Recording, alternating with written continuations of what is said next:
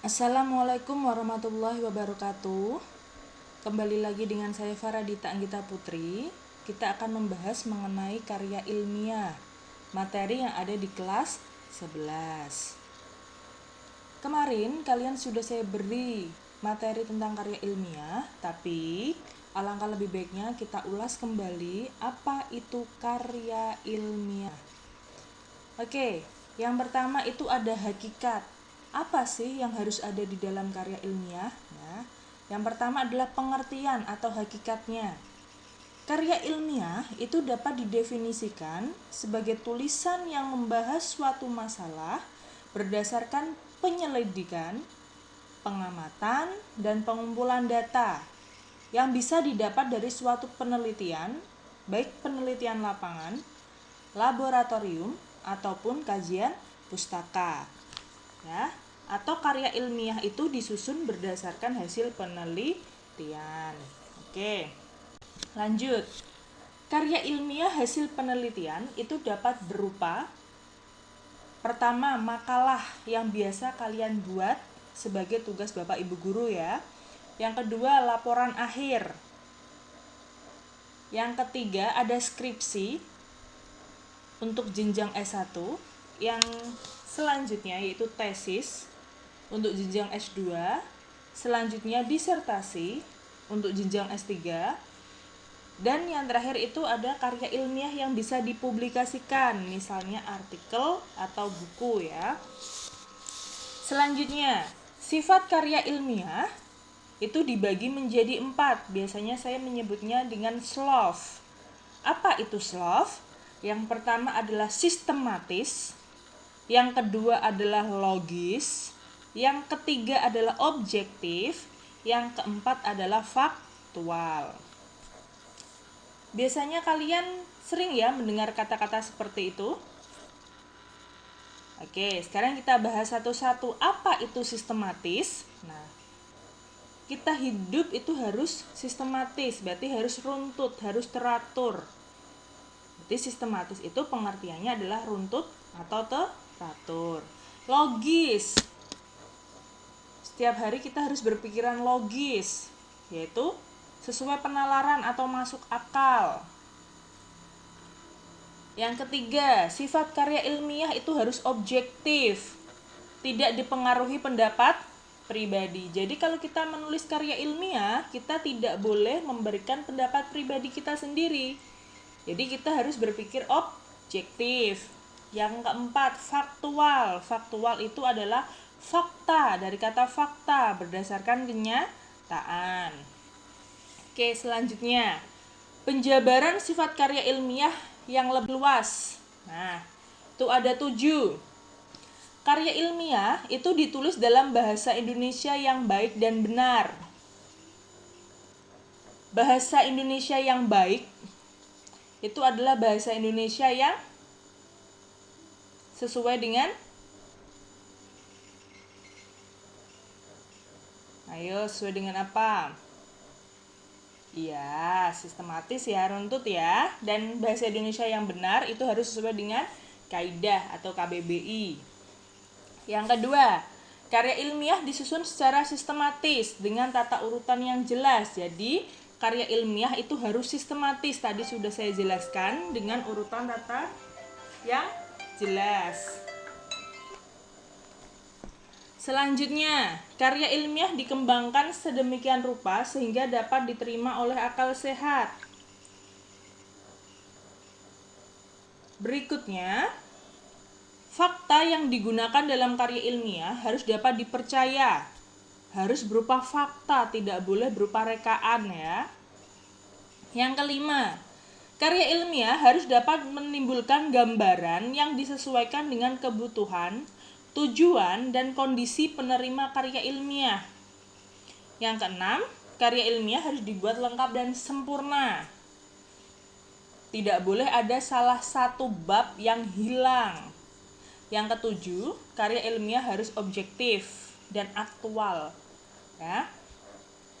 Selanjutnya, bagian awal karya ilmiah. Kita bahas dulu karya ilmiah yang sederhana, makalah. Yang pertama itu ada cover.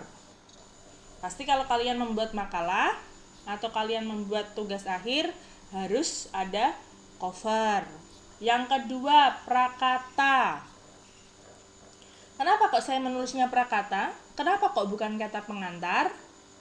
Nah, kalian harus tahu apa itu beda dari kata pengantar dan prakata. Kalau kata pengantar itu dibuat jika di halaman pembuka ditulis oleh orang lain. Misalnya, orang yang punya kedudukan lebih tinggi dari penulis. Contoh, jika kalian saya suruh buat makalah, tetapi di halaman pembuka yang membuat saya selaku guru, maka di makalah ditulis kata pengantar, karena yang membuat adalah orang yang memiliki kedudukan lebih tinggi dari penulis. Yang kedua, kalau ditulis prakata, berarti dibuat jika di halaman pembuka ditulis oleh penulis sendiri. Contohnya, jika kalian saya suruh buat makalah, tetapi di halaman pembuka yang membuat kalian sendiri, itu harus ditulis prakata. Yang ketiga adalah daftar isi. Daftar isi itu harus runtut bagian-bagian dari karya ilmiah yang kalian buat. Selanjutnya, sistematika kepenulisan karya ilmiah. Ini yang lebih kompleks, biasanya ada di skripsi, tesis, dan disertasi.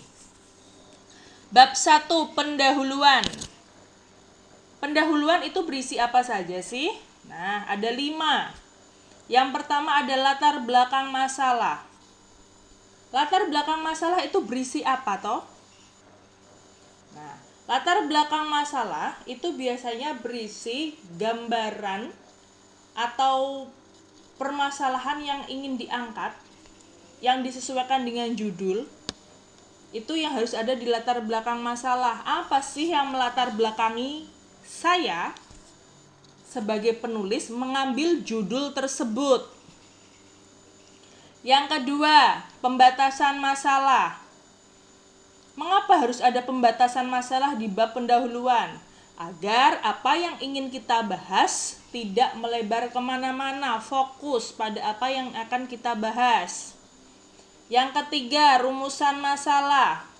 Rumusan masalah biasanya berisi pertanyaan yang akan kita jawab di bab pembahasan. Ya, yang keempat adalah tujuan. Tujuan penulisan karya ilmiah. Yang kelima adalah manfaat. Manfaat dari karya ilmiah yang kita tulis. Sekarang menuju ke bab 2. Bab 2 itu ada kajian pustaka dan landasan teoretis.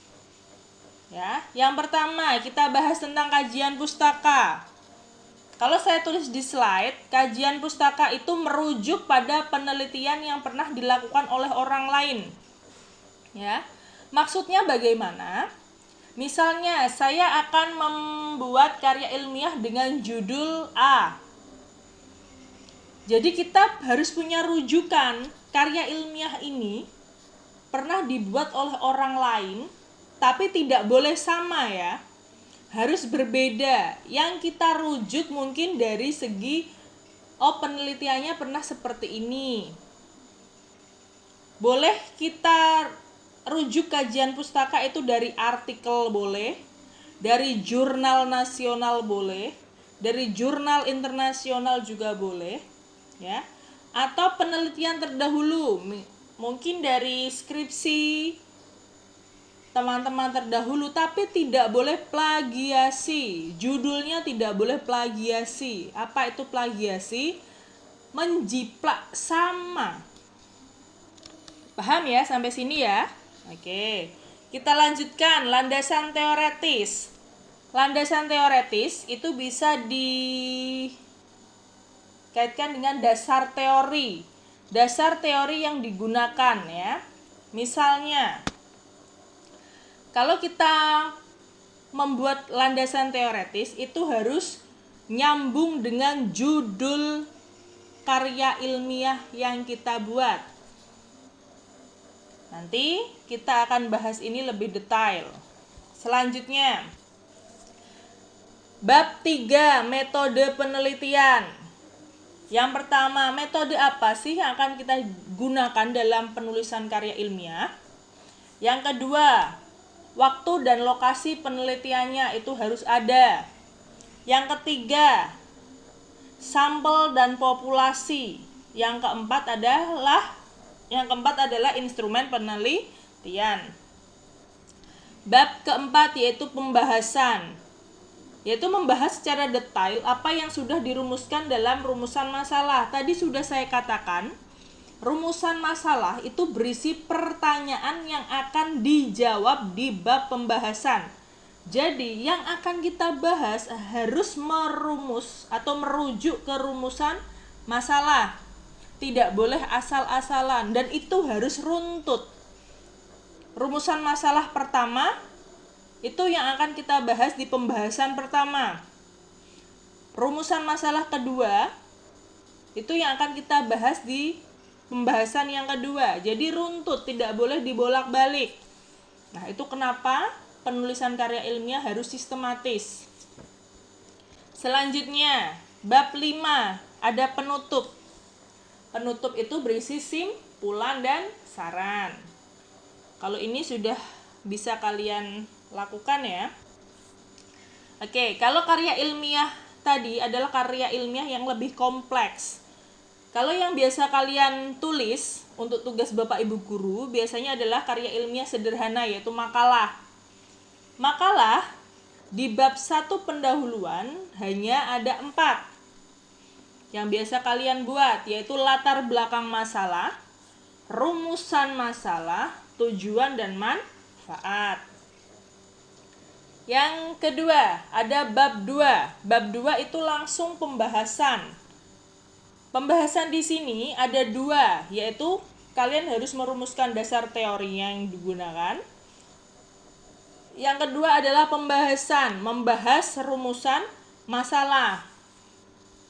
Yang ketiga atau bab 3 adalah penutup. Penutup itu berisi simpulan dan saran. Oke, yang terakhir adalah daftar pustaka. Karya ilmiah tidak bisa ditulis kalau kalian tidak punya daftar pustaka. Ya. Penulisan daftar pustaka bisa menggunakan rumus seperti ini. Ini rumus yang saya buat sendiri untuk memudahkan kalian dalam mengingat daftar pustaka. Ada Maun Duta (2) penerbit titik. Ma itu nama, berarti nama penulis atau nama pengarang. Jika nama penulis lebih dari 1 kata, maka namanya harus dibalik. Yang kedua adalah tahun. Yang ketiga adalah judul. Seperti yang pernah saya jelaskan, jika judul itu ditulis tangan, maka harus digarisbawahi. Jika judul tersebut ditik, harus dicetak miring. Selanjutnya adalah kota. Penerbit. Contoh, kalau saya punya data contohnya Terelie, tahunnya tahun 2011, judulnya Pulang, kotanya Jakarta, penerbitnya Gramedia Pustaka Utama. Kalau saya punya penulisan daftar pustaka seperti itu, maka bagaimana cara menulisnya? Nah, tadi nama penulis jika lebih dari 1 kata maka namanya dibalik. Tadi Terelie harus kita balik menjadi lie, tere, titik. Tahunnya berarti tahun 2011, titik. Judulnya Pulang, karena ini ditik bukan ditulis tangan, maka harus dicetak miring. Jangan lupa diberi titik setelahnya. Kotanya adalah Jakarta.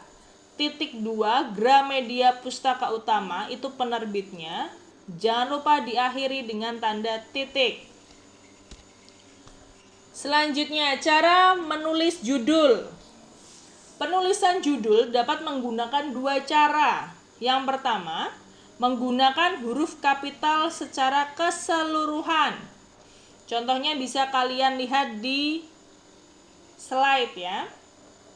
Jadi semuanya menggunakan huruf kapital. Ingat, judul tidak ada tanda baca titik di akhir.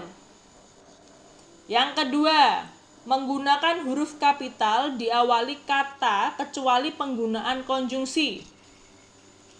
Bukan diawali ya, di awal kata, maaf. Penggunaan huruf kapital di awal kata kecuali penggunaan konjungsi bisa kalian lihat. Contohnya, mengapresiasi dan menganalisis pagelaran drama berjudul Ayahku Pulang. Yang menggunakan huruf kecil hanya konjungsinya, yaitu dan. Jadi, di awal kata menggunakan huruf kapital tetapi tidak dengan konjungsi. Selanjutnya, tadi saya ingin menjelaskan tentang dasar teori atau landasan teoretis berdasarkan judulnya ya. Jika saya punya judul seperti ini, keefektifan pembelajaran menyusun teks cerita pendek menggunakan model sinektik dan model CIRC pada siswa kelas 7 SMP Negeri 21 Semarang. Jadi yang harus ada di landasan teoretis atau dasar teori, yang pertama kita harus merumuskan apa itu menyusun. Ya, menyusun. Kalian cari literasinya di perpustakaan boleh, di jurnal boleh. Apa sih itu menyusun? Yang kedua, kita harus membuat dasar teori tentang teks cerita pendek.